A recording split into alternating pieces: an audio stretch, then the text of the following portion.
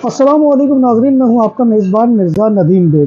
ناظرین محترم، قانون کی عملداری جو ہے وہ بڑے سے بڑے عہدے والے کو بھی جو ہے خوف میں مبتلا کر دیتی ہے۔ اسی قسم کی کیفیت سے دوچار ہیں اس وقت اسرائیلی وزیر اعظم بنجمن نیتن یاہو، جن کا جو ہے وہ انٹرنیشنل کرمنل کورٹ یعنی بین الاقوامی فوجداری عدالت نے وارنٹ جاری کر دیا ہے۔ اب انہیں یہ خوف ہے کہ اگر وہ یورپ میں چلے گئے یا یورپ کی کسی سرزمین پر اتر گئے تو ان کو گرفتار کیا جا سکتا ہے۔ اب 24 جو ہے جولائی کو انہوں نے امریکہ جانا ہے، جہاں پر ان کی جو بائیڈن سے ملاقات بھی ہے اور انہوں نے وہاں پر خطاب بھی کرنا ہے۔ لیکن مسئلہ یہ ہے کہ ان کو اب ایسی فلائٹ چاہیے کہ جو یورپ نہ رکے۔ اگر وہ یورپ میں کوئی فلائٹ ان کی رک بھی گئی تب بھی ان کے سر کے اوپر وہ تلوار لٹکتی رہے گی کہ انہیں گرفتار کر لیا جائے گا۔ لہذا یہ ہوتا ہے قانون کی عملداری کا معاملہ کہ اگر ہو تو ظاہر بات ہے کہ پھر بڑے سے بڑا عہدہ رکھنے والا شخص بھی جو ہے وہ ڈرپوک بن جاتا ہے۔